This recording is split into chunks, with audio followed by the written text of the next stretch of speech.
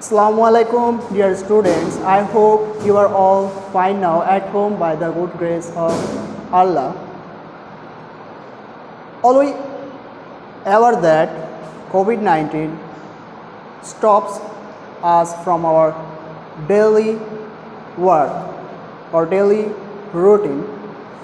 So in these circumstances, our academic authority arranges some online classes through YouTube. So in this context, today আজকে আমি class 9 lesson 5 যেটা রয়েছে all summer in a day by Ray Douglas Bradbury, এটা নিয়ে আমি আজকে আলোচনা করব। So before going into the main text, পাঠ্যাংশটিতে মূল পাঠ্যাংশে যাওয়ার আগে আমরা এই অথর সম্পর্কে একটু জেনে নেব। হু ওয়াজ রে ডগলাস ব্র্যাডবেরি?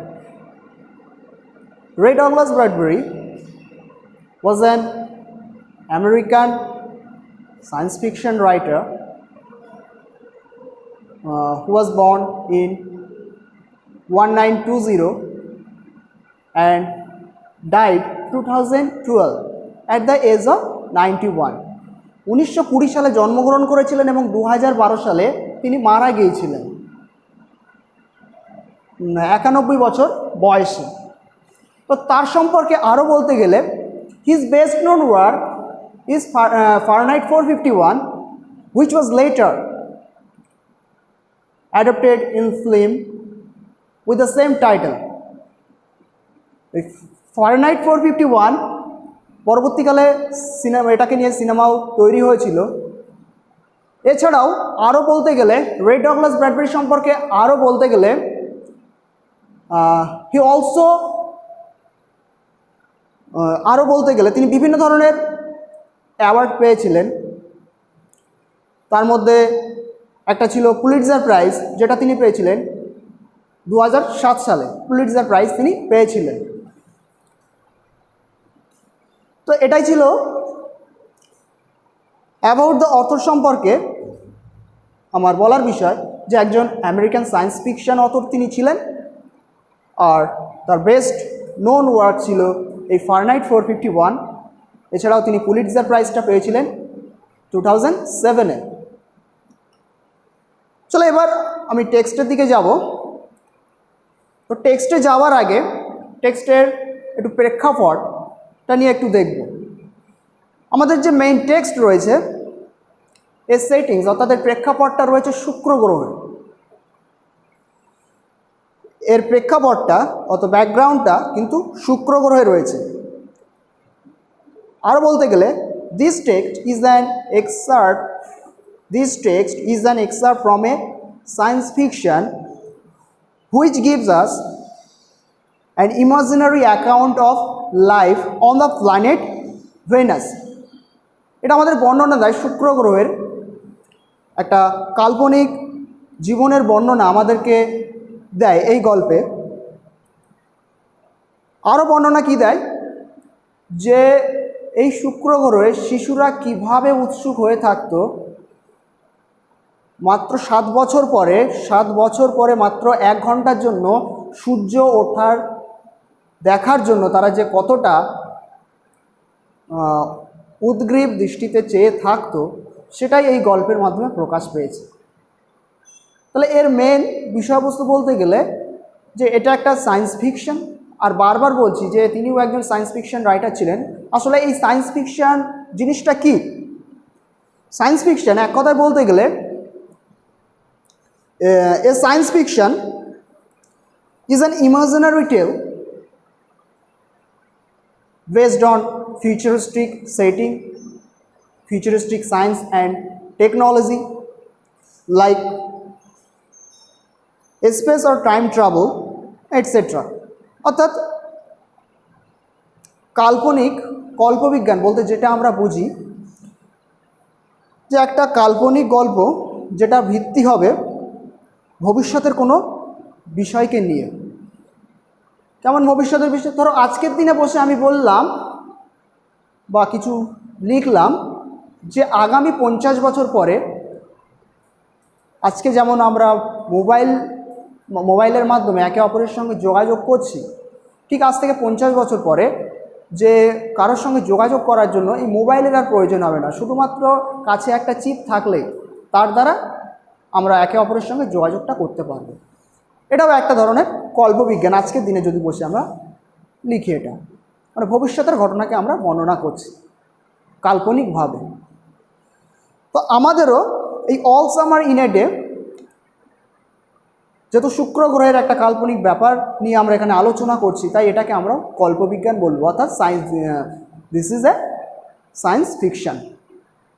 চলো এবার আমরা টেক্সটে আসি। টেক্সটে কি বলছে, টেক্সট পড়লে আরও ভালো করে আমরা বুঝতে পারবো। চলো টেক্সট শুরু করি এবার। ইট had been raining for 7 years, 7 বছর ধরে বৃষ্টিপাত হচ্ছিল। কোথায় বৃষ্টিপাত হচ্ছিল? It had been raining for 7 years on the planet Venus, অর্থাৎ শুক্র গ্রহে 7 বছর ধরে বৃষ্টিপাত হচ্ছিল। Thousands upon thousands of days filled from one end to the other with rain. Thousands upon thousands of days, হাজারের পর হাজার দিন, filled from one end to the other, এক প্রান্ত থেকে অন্য প্রান্ত ভরিয়ে তুলছিল বা পূর্ণ করে দিচ্ছিল উইথ রেন, বৃষ্টিতে। The days were filled with the gush of water. The days, দিনগুলো পূর্ণ হয়ে গিয়েছিল কিসের দ্বারা? With the gush of water.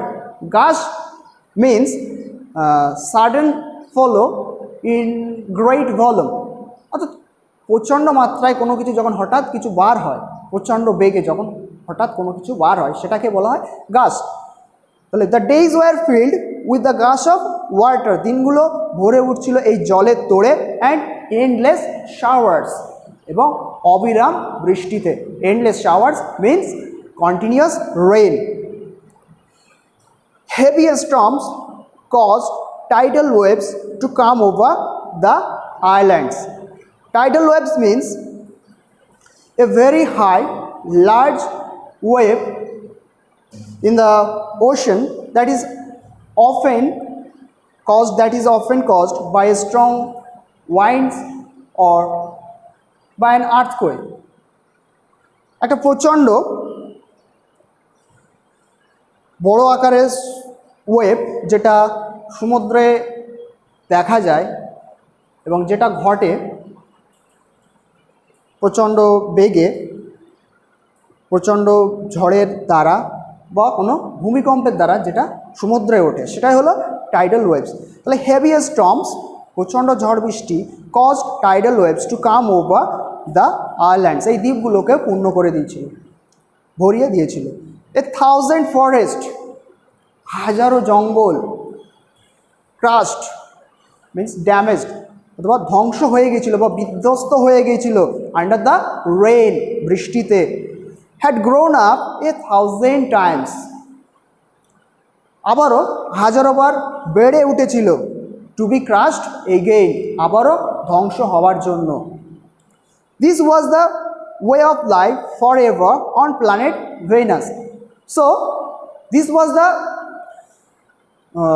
Lifestyle of the people on the planet of Venus. এটাই ছিল জীবনের পদ্ধতি শুক্র গ্রহের মানুষদের, তারা কিভাবে জীবন ধারণ করত সেগুলো আমার বর্ণনা করা হয়েছে। তো this was the way of life, এটাই ছিল জীবন ধারণের পদ্ধতি বা জীবনের ধরন, ফর এভার, সারা জীবন বা চিরকাল, অন প্ল্যানেট ভেনাস, শুক্র গ্রহে। Here was located the school room, এখানেই ছিল, এখানেই অবস্থিত সেই শ্রেণীকক্ষটি, অফ দ্য চিলড্রেন, শিশুদের, belonging to men and woman, পুরুষ এবং মহিলাদের, হু কেম বাই রকেটস ফ্রম আর্থ, যারা এসেছিল পৃথিবী থেকে রকেটে করে। তো শুক্র গ্রহে যারা আজকে বাস করে তারাও কিন্তু একটা সময় পৃথিবীতে বাস করত, এবং পৃথিবী থেকে তারা একদিন রকেটে করে এই শুক্র গ্রহে এসেছিল এবং এখানে এসে তারা বাস করেছে এবং এখনও বাস করছে। They set up, it is a phrasal verb, establish, referential verb হলো সেট আপ। তাহলে দে সেট আপ এ সিভিলাইজেশন, তারা স্থাপন করেছিল একটা সভ্যতা ইন দিস রেইনিং ওয়ার্ল্ড, এই বৃষ্টিময় জগতে। Ready ready now soon, it is a conversation. এখানে একটা কথোপকথন চলছে। একজন বলছে রেডি, প্রস্তুত। আরেকজন বলছে রেডি, হ্যাঁ প্রস্তুত। নাও, এখনই। সুন, খুব শীঘ্রই। আবার একজন বলছে will it happen today, will it, এটা কি আজকেই ঘটবে, তাই কি? Look look see for yourself, দেখো দেখো, নিজেই চোখেই দেখো বা নিজেই দেখো। The children in the school room, শ্রেণীকক্ষে শিশুরা chattered, chattered means talked quickly and continuously, talked quickly তাড়াতাড়ি বলা, অ্যান্ড কন্টিনিউয়াসলি অবিরামভাবে বলা। তাহলে the children in the school room, শ্রেণীকক্ষের শিশুরা চ্যাটার্ড বকবক করছিল, অ্যান্ড প্রেসড ধাক্কাধাক্কি করছিল, টু ইচ আদার একে অপরকে, লাইক সো মেনি রোজেস, অনেকটা গোলাপের মতো। তো এখানে শিশুদেরকে গোলাপের সঙ্গে তুলনা করা হয়েছে। যেরকমভাবে গোলাপ ফুটলে একটা গোলাপের পাশে আরেকটা গোলাপ যেভাবে একে অপরকে ঠেলাঠেলি করে, এখানেও শিশুরাও পাশাপাশি দাঁড়িয়ে একই রকমভাবে তারাও ঠেলাঠেলিটা করছিল। They peered out of the window to look at the hidden sun, তারা জানলা দিয়ে উঁকি দিচ্ছিল লুকানো সূর্য দেখার জন্য। ইট রেইনড, বৃষ্টি হচ্ছিল। ইটস স্টপিং, ইটস স্টপিং, এটা থামছে, এটা থামছে। অর্থাৎ the rain is stopping, the rain is stopping, বৃষ্টিটা থামছে। The children were all 9 years old, শিশুরা সবাই ছিল 9 বছর বয়সী। when the sun came out, যখন সূর্য বার হয়েছিল, লাস্ট টাইম, শেষবারের মতো, 7 years ago, সেটা ছিল 7 বছর আগে। দে ওয়ার টু ইয়াং, তারা ছিল তখন খুবই ছোট। অর্থাৎ আজকে যাদের বয়স 9 বছর আর সূর্য উঠেছিল 7 বছর আগে, তারা কিন্তু এটা দেখতে পেয়েছিল। তাদের যখন 2 বছর বয়স ছিল তখন কিন্তু তারা ওই সূর্যটাকে দেখতে পেয়েছিল। তাই 2 বছর বয়সে সূর্যটা কীরকম ছিল তাদের মনে রাখা সম্ভব না, সেই জন্যই তারা বলছে।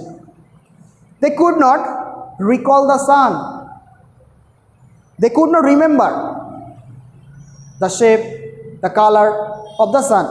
অর্থাৎ দে কুড নট রিকল, তারা মনে করতে পারছিল না দ্য সান, সূর্যটিকে। when it came out for just an hour, যখন এটা উঠেছিল 1 ঘন্টার জন্য। and showed its face to the stunned world, এবং দেখিয়েছিল তার মুখ to the stunned world, astonished, অর্থাৎ স্তম্ভিত পৃথিবীকে যখন এটা তার মুখটাকে দেখিয়েছিল। অল ডে, সারাদিন। ইয়েস্টারডে, গতকাল। They had read in class, তারা শ্রেণীকক্ষে পড়েছিল অ্যাবাউট দ্য সান, সূর্য সম্পর্কে তারা গত ক্লাসে পড়েছিল। They learn how like a lemon it was and how hot. তো এখানেও তাদের ক্লাসে শ্রেণীকক্ষে এটাই শেখানো হয়েছিল যে সূর্যটাকে দেখতে লেমনের মতো এবং এটা ছিল উত্তপ্ত, সেটাই বলা হয়েছে। দে লার্ন, তারা শিখেছিল how like a lemon it ওয়াজ, একটা লেবুর মতো ছিল কীরকম এটা, অ্যান্ড হাউ হট, এবং কীরকম উত্তপ্ত ছিল। দে হ্যাড রিটেন, তারা লিখেছিল small stories, essays or poems about it, তারা লিখেছিল ছোট গল্প, প্রবন্ধ অথবা কবিতা অ্যাবাউট ইট, এটার সম্পর্কে। অর্থাৎ they wrote small stories, essays or poems about sun, সূর্য সম্পর্কে তারা এসব লিখেছিল। I think the sun is a flower, এখানেও একজন এসে বলছে আই থিঙ্ক, আমার মনে হয় the sun is a flower, সূর্য একটি ফুল, দ্যাট ব্লুমস, যেটা ফোটে, ফর জাস্ট 1 hour, শুধুমাত্র 1 ঘন্টার জন্য।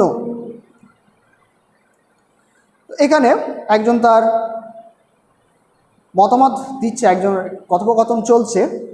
সেখানে সে একজন বলছে যে সূর্যটাকে একটা ফুলের মতো মনে হয় এবং ওই ফুলটা যেন 1 ঘন্টার জন্য ফোটে। দ্যাট ওয়াজ ইয়েস্টারডে, সেটা ছিল গতকাল।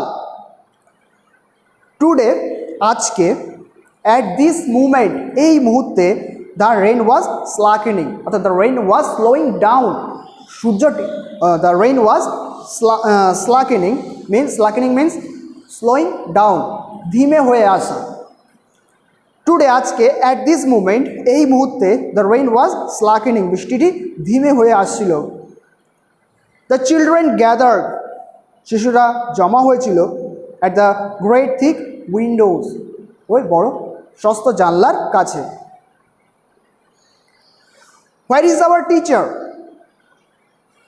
Again it is a conversation, আবারও একটা কথোপকথন আমরা পাচ্ছি। Where is our teacher? আমাদের শিক্ষক মশাই কোথায়? আমাদের শিক্ষক কোথায়? শি উইল বি ব্যাক, সে এখনই আসবেন। শি মাস্ট হারি, তাকে অবশ্যই তাড়াতাড়ি আসতে হবে। Or she will miss it, নয়তো এটা সে দেখা থেকে সুযোগ হারিয়ে ফেলবেন বা এটা তিনি দেখাটা মিস করবেন। The rain slackened still more, slackened means slowed down. The rain, বৃষ্টিটি, স্লাকেন্ড স্টিল মোর, অর্থাৎ স্লোড ডাউন, আস্তে আস্তে বৃষ্টিটি ধীমে হয়ে আসছিল বা বৃষ্টি এটা কমে আসছিল আস্তে আস্তে। তো এখানে আস্তে আস্তে বৃষ্টিটা থেমে যাচ্ছে। বৃষ্টিটা থামার পরেই আমরা বোঝা যাচ্ছে যে সূর্যের পূর্বাভাস বা সূর্য ওঠার একটা পূর্বাভাস আমরা এবার আস্তে আস্তে পাচ্ছি। তো আজকে আমার ক্লাসে এ পর্যন্তই থাক। এর নেক্সট ক্লাসে যতটুকু টেক্সট হয়েছে এর পরের থেকে আবার আমি আমার নেক্সট ক্লাসে টেক্সটটা নিয়ে এভাবেই আমি বাংলায় সেটা আলোচনা করব আমার নেক্সট ক্লাসে। আজকে এ পর্যন্তই থাক, ভালো থাকবে, বাড়িতে থাকবে।